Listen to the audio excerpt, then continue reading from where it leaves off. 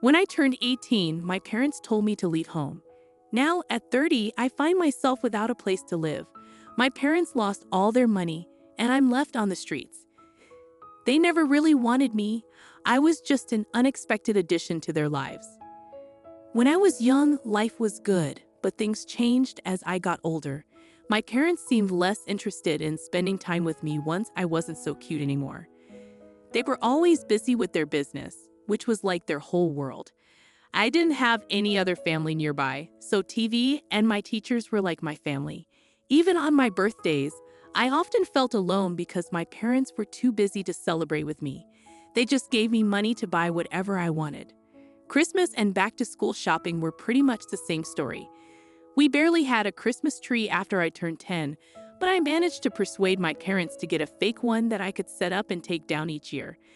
If I had to paint a picture of my parents, they'd be the type who dress in black, enjoy their wine, and have a snobby attitude. The last time I saw them, they hadn't changed much, except my dad had started wearing a toupee. When I turned 16, I asked my parents if I could work part-time at their business, but they said there were no openings. It felt like they didn't want me there. Then, when I turned 18, they expected me to leave home since I was an adult. I was still in high school and working part-time, barely saving for college. Soon after graduation, they gave me an eviction notice and didn't help me move out. I had to rely on a friend's dad for help. I ended up in a rundown apartment, working in retail with no time or experience for college. Just a few months later, I got fired from my job because my manager seemed to have a grudge against me and kept writing me up for trivial reasons. I can't even recall what they were anymore. But I wasn't the only one treated unfairly. I reported the manager to corporate along with others who had similar experiences.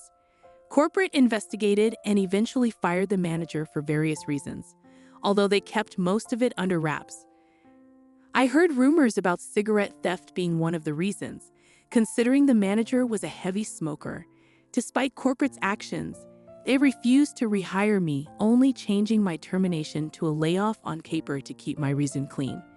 It seemed like they didn't want to give me another chance. I quickly ran out of money due to poor financial management and struggled to find steady work, leading to losing my apartment. Desperate, I turned to my parents for help, but they turned me away, leaving me homeless and forced to live in a tent during the winter in someone's backyard. My friends had moved on to college, leaving me behind as a broke kid doing whatever odd jobs I could find to survive. My luck changed when a neighbor of my parents discovered I was living in a tent and offered me shelter to avoid freezing. With her support, I pressured my parents into revealing how to contact my other relatives, although they were reluctant, likely ashamed of how they treated me. Despite their warning not to bother them again, they reluctantly provided me with a list of contact information. I reached out to my paternal grandparents, whom I hadn't seen since I was a baby, and they were overjoyed to hear from me, welcoming me with open arms when they learned of my situation. They immediately flew me over to live with them, essentially adopting me as their own. My parents didn't even bother to see me off at the airport, despite being invited. For nearly a decade, I had no communication with them. My grandparents, upon learning of my parents' mistreatment of me, disowned them legally, removing them from their wills. Although my parents claimed they didn't need anything from my grandparents, their financial situation eventually proved otherwise. After living with my grandparents for about a year, I saved up enough to attend community college. With their support, I earned an associate's degree and landed a good job, thanks to my grandpa's recommendation. Eventually, my grandparents decided to sell me their house so they could retire to Arizona. My grandma's health was suffering in the cold winters, and they wanted to move somewhere warmer. While I was sad to see them leave, I gladly bought the house from them at a third of its value. I'll have it paid off in a few years. My job requires me to travel frequently, keeping me away from home for weeks at a time, but I enjoy the adventure. Right now, I don't have any pets or a girlfriend. I'm focused on my career. However, I hope to find companionship in the future once I have some stability. I don't want to remain a solitary bachelor forever. Returning home after more than 2 weeks away in late 2020, I was startled to find an unfamiliar white van parked in my driveway. Concerned, I was about to contact the authorities when I noticed my parents' business logo on the side of the van, filling me with dread. To my disbelief, my parents had broken into my house and were making themselves at home. Despite my anger, they greeted me casually, as if nothing was wrong.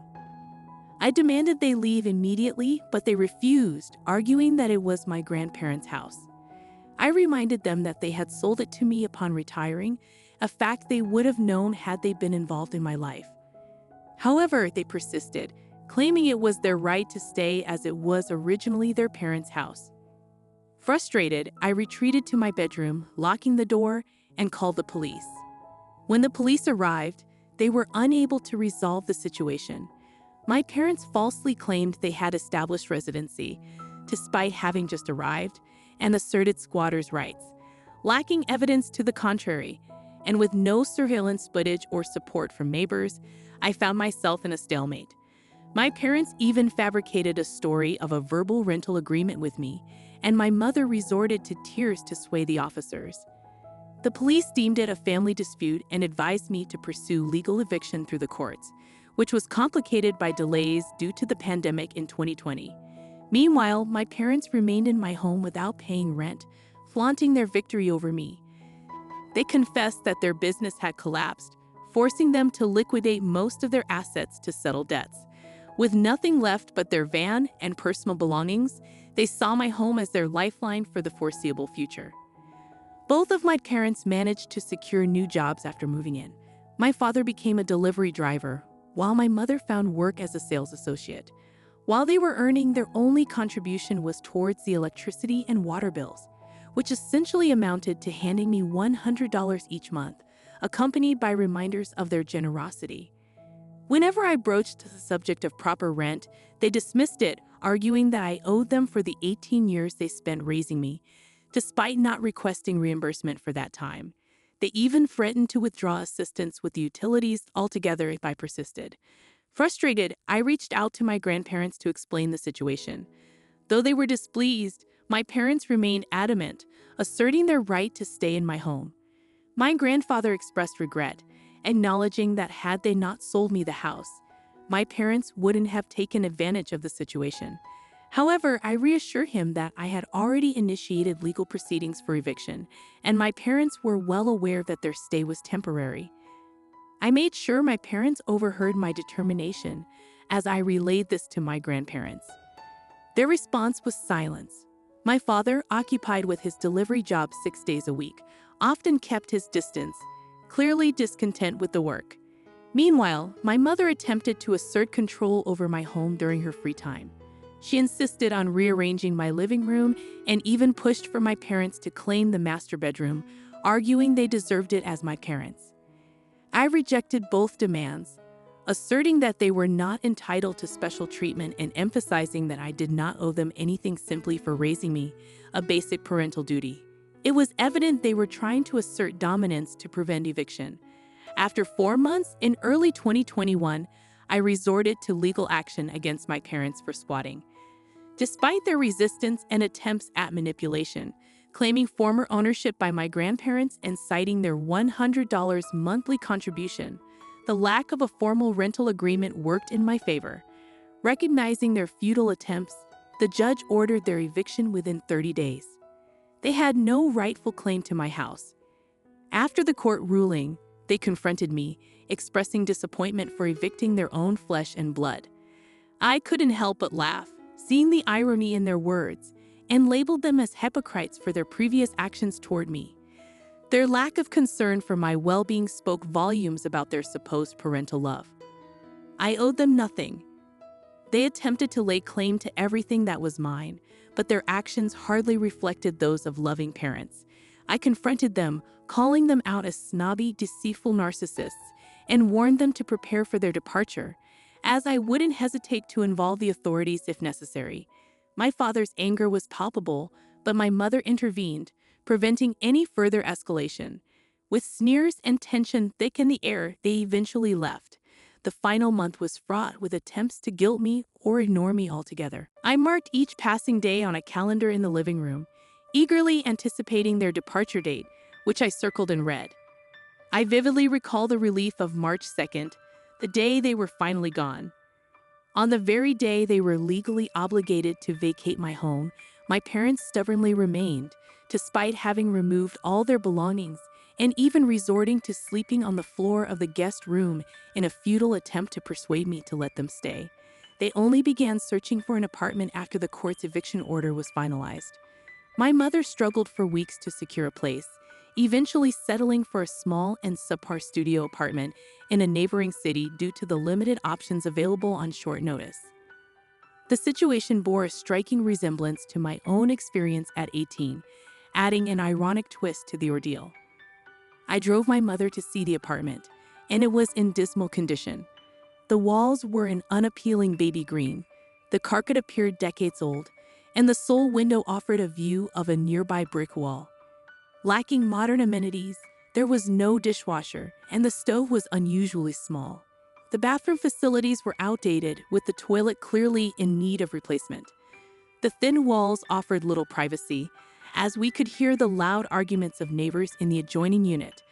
Despite my mother's attempts to evoke sympathy with sad looks and subtle hints about my apparent guilt, I feigned ignorance until she relented. They promptly signed the lease and relocated their meager belongings to the apartment over the weekend. They insisted on taking the queen-size bed, dresser, and flat-screen TV from my guest room, which they had occupied for 5 months. Fed up, I allowed them to take the items, eager to rid my house of reminders of their presence. Their reaction implied they felt slighted, but they left without further demands. As soon as they departed for good, I wasted no time changing the locks on all exterior doors. With all their belongings now in the apartment and their last night spent in my guest room, I began replacing the front door lock while they loaded their van. Their silent observation did little to disrupt my focus, and they left without a word once the new lock was in place. A wave of relief washed over me as their van disappeared down the road. I felt as though karma had finally caught up with them, and I was content to let them live with the consequences of their actions. However, recent communication from my grandparents suggested otherwise. They recently contacted my grandparents to boast about their new business venture, similar to their previous one, now operating in the same state where I reside. Apparently, they're rapidly regaining their former status, enjoying financial success, and indulging in their familiar snobbish lifestyle. I couldn't help but feel a surge of resentment. After subjecting me to homelessness and squatting in my home for months, they seamlessly returned to their privileged ways. Despite my hopes for karma to intervene, their swift resurgence leaves me questioning its existence. Update. Thanks everyone for your helpful advice. I'm starting to see the value in selling the house, especially after discussing it with my grandparents. They support the idea of me moving closer to them if I decide to sell. Moving away would also mean my parents won't be able to track me down easily, which is a big plus. I'm exploring the possibility of getting transferred to a southern location by my company, which I think I'd enjoy due to the warmer climate. Winter has never been my favorite season, especially after having to live in a tent before. Since I'm not deeply rooted where I currently live and don't have many close friends, starting fresh elsewhere doesn't seem too daunting. While I do have some sentimental attachment to this house, it's not like I grew up here, so I'm open to the idea of moving. I understand the importance of beefing up security with more cameras, and I'll be looking into that. Regarding how my parents managed to break in and deceive the police, it was shockingly straightforward. They found an unlocked window, grabbed my spare keys, and then fabricated a story about having a verbal agreement to live here. They even went as far as changing their address with the DMV online to make their claims more convincing. Unfortunately, the police didn't offer much help and just advised me to go through the eviction process. I regret not getting their badge numbers to report their negligence. Quick update. Yes, my parents redirected their mail to my house, adding another layer to their residency claim. If they stayed in my house for over 30 days with my supposed permission, squatters' rights could legally make them tenants. They manipulated the situation and used every tactic to convince the police they had the right to be there. With no clear evidence of how long they've been living in the house, It became a messy finger-pointing situation, leaving the police uncertain. This led me to pursue eviction through the courts. I did withhold the Wi-Fi password from my parents, since they weren't contributing to the utility bills. However, they found a workaround by using their smartphones as hotspots for internet access during their stay. As for suggestions about leaving negative reviews or exposing my parents' past, I've decided to take the high road and move on. However, if they're involved in fraudulent activities with their new business, I'll be watching with interest to see how it unfolds. Update 2. For those skeptical about the 30-day rule concerning squatters, here's the direct law in the USA. In many areas, if someone resides on your property for over 30 days with your consent, they can claim certain rights, legally becoming your tenants. This often requires following an eviction process.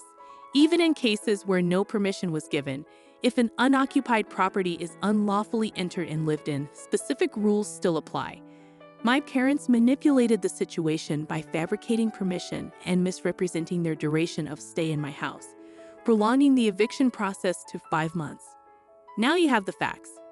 Update 3. 5 days later, after some investigation and discussions within the family, I've discovered some curious details about my parents' sudden resurgence into business after bankruptcy. Contrary to speculation, their venture isn't an NLM, even they wouldn't stoop to such tactics. Their new business is notably smaller than their previous one, employing only the 2 of them compared to their former staff. Concerns were raised about potential identity theft, prompting me to monitor my credit closely, a habit I'd already adopted since dealing with their squatting situation. While I wouldn't put anything past them, there's been no suspicious activity on my credit, indicating they haven't attempted to access company funds through me. My paternal grandparents, who genuinely care for me, remain puzzled about the source of my parents' newfound wealth. Despite their attempts to reach out, my parents' calls have been rebuffed since they boasted about their success. It's evident they received no support from my father's side of the family. What about my mother's side of the family? I remembered I had an old list of contacts from my parents, which included my maternal grandmother's landline number. When I was homeless, I tried reaching out to her, but she showed no interest. Although I've never met them in person, my maternal grandparents seem to share similarities with my parents. It's like my father truly found his match in my mother. As someone pointed out earlier, they seem made for each other. I managed to reconnect with my maternal grandmother only to learn that she's been divorced for a while now, and my maternal grandfather passed away 7 months ago, leaving a significant inheritance to my mother. So that's where the money for their new business came from. My maternal grandmother seemed proud of their success and didn't delve into much else during our conversation. It's likely why my parents boasted to her about their achievements, especially since my good grandparents had cut them off. However, I couldn't care less, and neither could my good grandparents. Everyone on my father's side of the family has distanced themselves from my parents. They want nothing to do with them. It's not just me they've alienated.